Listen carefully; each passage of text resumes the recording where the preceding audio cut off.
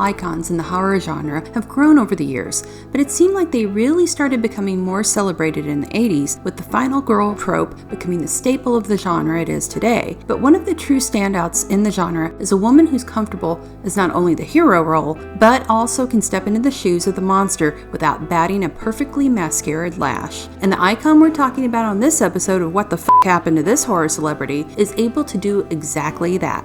Her name is Barbara Crampton, and she's without a doubt a queen of the horror scene. From dealing with Randy's severed heads to becoming a blood-drinking bombshell, Barbara Crampton has built up a library of the macabre with a legion of fans who love her. So get ready to make room for the wife as we find out what the f*** happened to Barbara Crampton.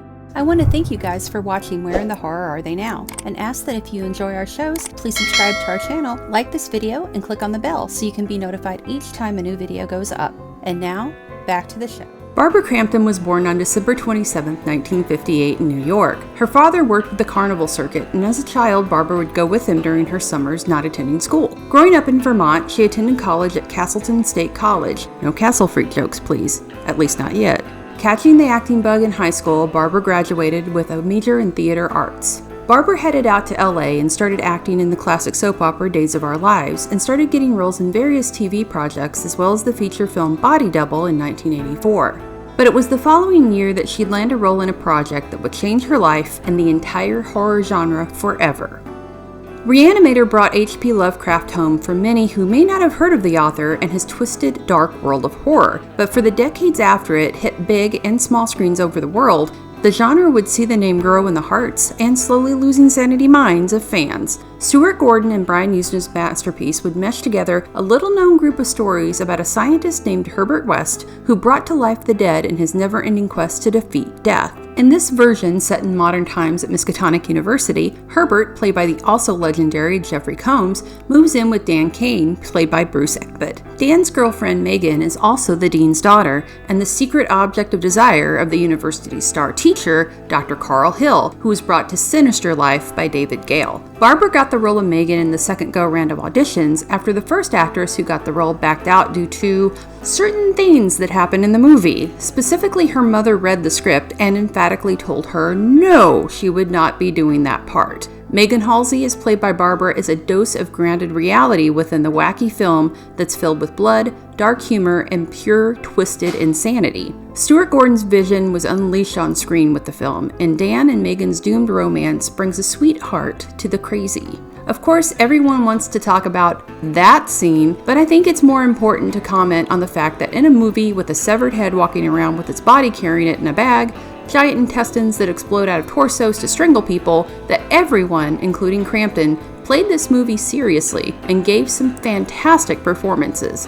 So much so that Stuart Gordon was, according to the actor's commentary, furious at the amount of snot from Bruce Abbott because he was crying so hard during the scenes of Crampton's Megan dying. Re-Animator has gone on to become a legendary film in the annals of horror, and the movie opened the door for Barbara Crampton's work with Gordon to continue, seeing her reunite with co-star Jeffrey Combs for more than a few times. The following year, Barbara would co-star in two fan favorites, Chopping Mall and From Beyond. Chopping Mall is possibly the most 80s horror film you will find in the era, taking place in said mall, following some killer robots who are one by one offing the teenagers who picked a bad night to party in the closed shopping center. From Beyond was Barbara's second collaboration with Stuart Gordon and Jeffrey Combs. It would also be another story taken from the works of H.P. Lovecraft. In this film, Barbara plays Dr. Catherine McMichaels, who is brought in to treat the accused murderer Dr. Crawford Tillinghast, who has been arrested and brought to a psychiatric hospital after the headless body of his partner, Dr. Pretorius, is found in their creepy castle-like home. It's there that they've been experimenting with a device called the Reanimator, something that will open the portals within the human mind and allow us to see beyond normal human limits. As you can imagine, this doesn't go well for anyone involved. Crampton's role is of a reserved woman out to control her emotions because of her own personal history with madness. As the film proceeds, we see the effects of the Reanimator on Catherine as it awakens another side to her and also transforms Crawford into something else beyond human. It should be noted here that Barbara Crampton did her own screaming for Reanimator, and in From Beyond, she delivers a great final manic laugh too. From Beyond and Reanimator are both really fearless movies when it comes to the subjects they are talking about, and Gordon and company don't shy away from the gore or the more disturbing side of our psyches, and that's something he would delve into throughout his career. In 1988, Gordon, Crampton, Combs, and David Gale teamed up again for the lost film Pulse Pounders in a segment called The Evil Clergyman, another H.P. Lovecraft adaptation. As I said, this project had been considered lost for years, but a work print of The Evil Clergyman was found in 2011 and was restored and released on DVD. The segment has Combs as the titled Evil Clergyman, who was Crampton's lover who killed himself in the house that she returns to. Crampton's Mrs. Brady finds out some disturbing truths about her dead paramour, not only from those she meets, but by his ghost who returns, and the human-faced rat, which he apparently created in his spare time. Much like Gordon's previous Lovecraft works, The Evil Clergyman is filled with twisted horrors and a heavy dose of sexuality, and the ending is not one you'd expect. Barbara would be a part of a number of Full Moon productions through the 90s, including Trancers 2 and Robot Wars. This would lead to another horror project with Stuart Gordon and Jeffrey Combs, yet again tackling some dark subjects with some hideous monsters with Castle Freak in 1995.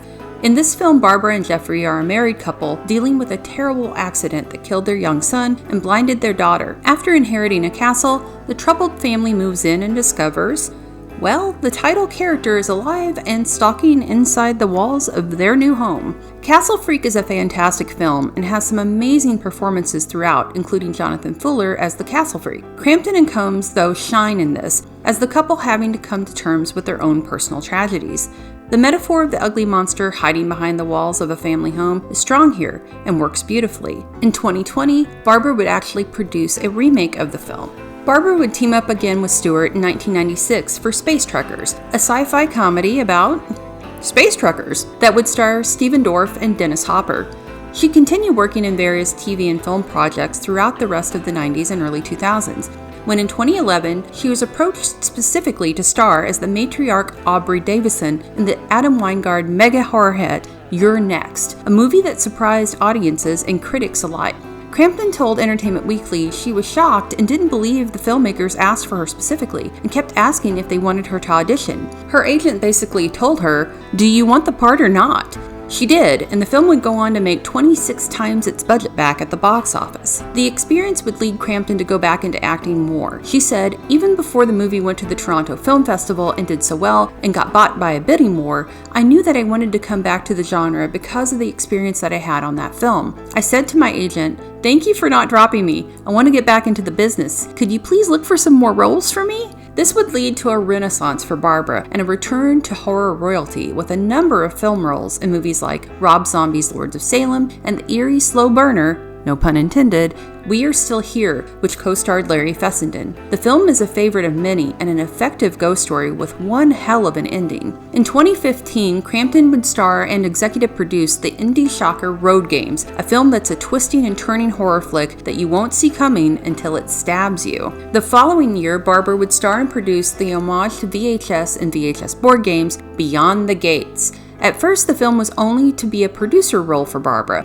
but after the original actress's scenes for the role of Evelyn, the game host, didn't work out, Barbara stepped into the part and it worked like a dream, or a nightmare, might be more apt. In 2017, Barbara joined the cast of the horror movie Expendables Death House, which was co-written by Leatherface himself, Gunnar Hansen. The film would co-star horror legends like Tony Todd, Sid Haig, Kane Hodder, and Dee Wallace, just to name a few. In 2021, though, Barbara helped bring to life a new take on an old monster in one of my favorite films she's ever done. Jacob's Wife was produced by Barbara and starred her in the title role of a woman stuck in a marriage and a life that hasn't turned out quite the way she expected. Anne's husband Jacob is the town pastor, and Anne slowly realizes her life is in a rut as she's hit middle age. A chance encounter with a vampire changes everything, including Anne herself. Jacob's Wife is a darkly funny and biting, pun intended, commentary on women of a certain age and why we shouldn't underestimate them. It also shows Crampton looking amazing and dangerous as a character and actor not to be taken for granted. It's a great performance in film that quickly became one of the year's most talked about horror movies. Fun fact, Bonnie Aarons, who brought to life the nun, plays the vampire master in the film. Barbara Crampton has not stopped working, and while appearing in new projects such as the Fantastic Creepshow series, she continues to star in upcoming horror films that bridge comedy as well as commentary. Superhost takes on the social influencer craze as well as the darker side of Airbnb-type arrangements. It hit Shudder in September of last year. The upcoming rich-centric horror comedy King Knight, co-starring Matthew Gray Gubler and Ray Weiss, is directed by Richard Bates Jr. Barbara Crampton has continued to grow, not only as an actress, but an icon. Last year, she actually stepped into the likeness and shoes of some fellow horror icons for a pictorial called Divas of Darkness. This included her transforming into the Bride of Frankenstein, Wednesday Addams, and a shockingly clone-like Elvira. Barbara Crampton has not slowed down in the least and seems as ageless as a vampire should.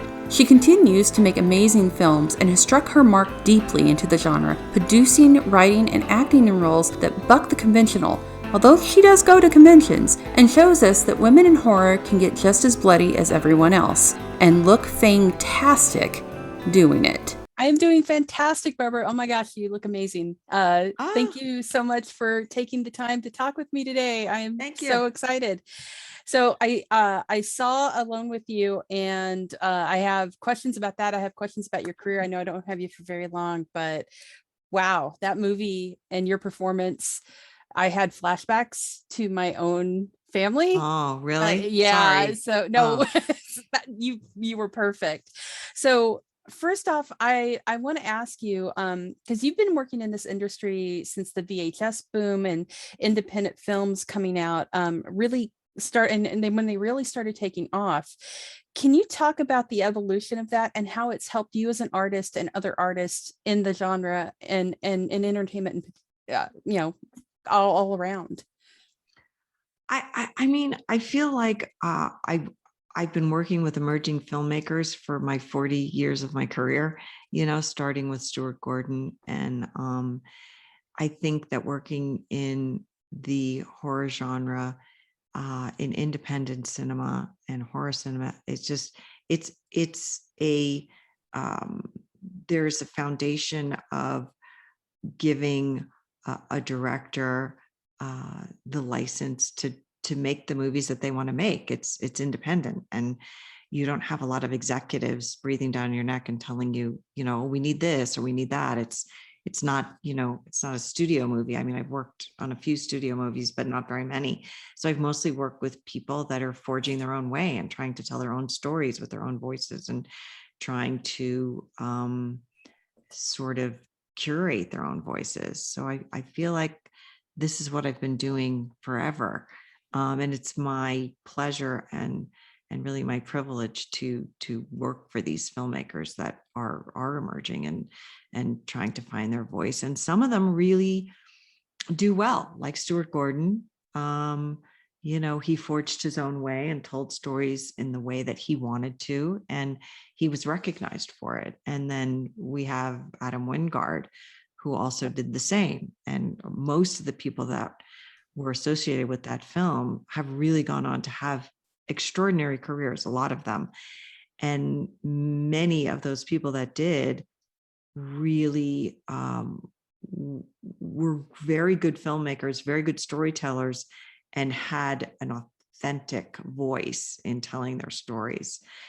And then, you move into today, and for the past 10 years, I've had the opportunity to work on a lot of different films with a lot of emerging filmmakers. And then I look at somebody like Brandon Christensen, who I worked on Superhost with, and he did Z and Stillborn.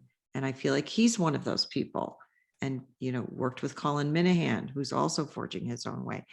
And then you come to people like Ricky Bates Jr., who I just did King Knight with, and Emily and Justin, who really are new people, right? And they're just starting out. And I was attracted to this project because a casting director who I trust suggested it to me. And Andrew Corkin was working on it as a producer, and I like the movies that he's done. And Theo James is his partner. And of course, he's a fantastic actor, has been in a lot of really cool movies. And I read the script for this and I thought, well, this has an authentic voice to it. the story. And when I read the script, I really didn't know where it was going. I knew what it was doing, but I didn't know where it was going and what was going to be the outcome, and what was at the center of this woman's unhappiness and unease and dread and sense of isolation and loss and fear. I didn't know where it came from, and where the story went was very surprising to me. Exactly. And and so, I take a chance with a lot of these people. I don't, I'm just not sure, but I felt like, especially with this script, I really liked the script. I liked the people that they had surrounded them with to help them make the film. And I liked my character and really liked speaking with them. And I knew they were co-directing it together. And so it felt like a good project to do. And, it's really been wonderful to see it out on the festival circuit and doing so well. And they're getting a lot of accolades for their work. And, I think they're a wonderful dynamic duo with strong, authentic voices. So, I think we'll be seeing more of them, like some of these other people I've worked with. Well, and I loved with this film in particular, it was condensed to just one person on screen the entire time for the most part, and one place, and being able to create a sense of dread and a sense of terror in a setting like that is pretty phenomenal and hard to do. So bravo on that one. Yeah, absolutely. Yeah, they did a great job. So my other question for you is, as a woman, you've been more, in the horror genre, you've been a great inspiration, kind of along the lines of Emily in this as well. You've produced films, you've made films, behind and in front of the camera. Can you talk about how the industry has changed for you over the years, and how, and letting you tell the stories you want to tell? Like probably my favorite film, I think you may have usurped, that you've done with Reanimator with Jacob's wife. I absolutely love that movie, and it was so great. Can you talk about how the evolution of women in the industry has been for you? Yeah, I think in the early part of my career, not just being a woman, but just being an actor, I think that most people, even directors, writers, editors, everybody stayed in their lane. You just did your one thing, nobody asked my opinion on anything. I got cast in something, and, I would just do my own part. But what I see now, and like some of the creators that we're talking about, they kind of do it all. Adam Wingard would we had a great cinematographer, Andrew Palermo, on Your Next, but there was times when he would grab the camera from him and say, "Let me film this right now. I'm seeing something that I want to do." And so Andrew would go, "Okay."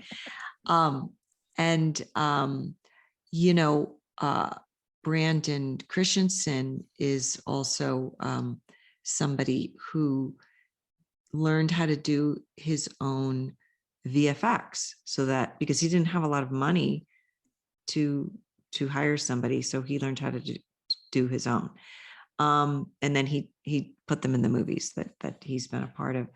And so I'm seeing a growth with just people doing all different kinds of things in terms of putting a piece together. Amy Simons was an actor in Your Next, but she went on to be a writer, and she directed a movie a couple of years ago. She made a lot of money from one project, and she said, "I'm just going to make my own movie. I'm going to fund it myself because I'm going to make it the way I want to make it." And now she's working on an Amazon show as a showrunner. And so, so we're all getting, we all have the opportunities now because it's available to us to learn how to do everything. And that's kind of what I tell young filmmakers, male or female, just learn how to do it yourself and make movies with your friends. I mean, that's what a lot of people, I think the more successful people that are coming up in this way as an independent person and trying to get the attention of maybe the studios to get more money to make bigger projects, they're kind of doing it on their own. And as far as women in specific coming up, I do think that there's more opportunities than there ever have been for women, and we still have a long way to go. But there's definitely stories that are written with more female protagonists than ever before. It used to be skewed 75% male, 25% female. And now I think it's a little bit better, but I do think, I wouldn't have been able to tell a story like Jacob's Wife, producing this myself, putting myself in as the star of the movie. It was kind of like my Rocky in a way, Exactly. I wouldn't have been able to do that as a woman probably 40 years ago when I started in the business, but now, because of the body of work that I've done, people were a little bit more open to me wanting to tell a story about a woman, that was sort of in a way similar to myself, and I do see more women and friends of mine like Axel Carolyn and Bria Grant being given opportunities to direct movies now, where I don't think they would have been able to. It would have been harder. It's been a man's world for a long time, and still in many ways it is. And we keep having to push our way in there and show up and do good work. And I think women are proving themselves to be just as capable as the men. And I think as soon as we can sort of forget those gender identities and just be recognized for the good work that we're doing, then that's just going to benefit us all. But I do think the playing field is much more level than it's ever been, and surprising to me, and I'm grateful for that. It's amazing. And I'm so happy that you kind of just blown up again. And I love it. I love seeing you in projects. You're just one of my favorite horror goddesses, basically. By the way, your Elvira pictorial was you were like a clone. So fun. So I'm such a fan of Cassandra, and I have a very good friend who's a makeup artist and a really great friend of mine who's been photographing me for 40 years, and they wanted to work on this project together, and they said, do you want to do this? And I said, oh my God, it would be such an honor to play all these iconic characters. It's great. Through the years. Yeah. So I know I'm about to lose you, but I had one question that kind of combines everything that you've been working on here. And that is, especially with Alone with You and with Jacob's Wife, I love using the horror genre as a metaphor for something more, something to talk to about things that may be uncomfortable or sneak in through the subconscious, what we're talking about. And with this film, I really loved how it talked to insecurity, isolation, self-doubt, and how it can eat us up alive. Can you talk about using the genre and the stories to kind of talk about these things like you did with this film and the others that you've done?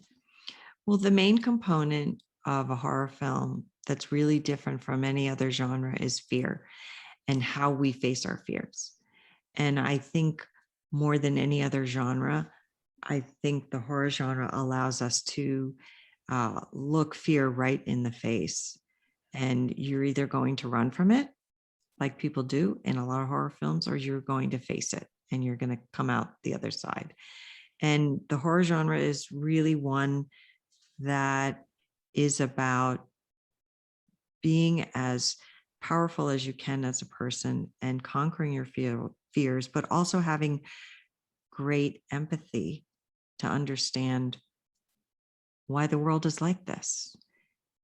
Why do we have these feelings? Why do we have these fears? Where does this come from? So in so many ways, it's the most base of all the human emotions that we have. And I don't know of any other genre that deals with that. And I've seen it over the pandemic, so much so.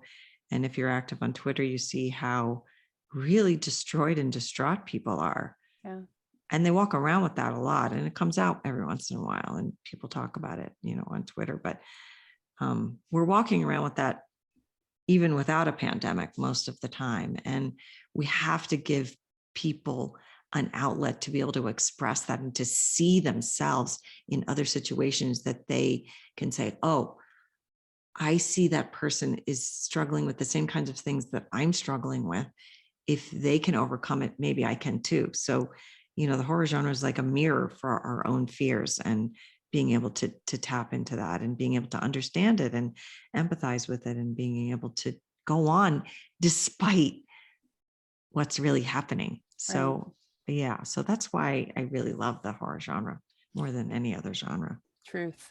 Well, Yeah. Barbara, thank you so much, and I am just so happy that you're continuing to work, and you came back to us and with your next, and it just thank you so much for doing Jessica. What you've done, and thank you again for setting this up. Okay, thank you, and I will talk to you hopefully soon. Thank you. Okay, bye. Thank you for watching our show.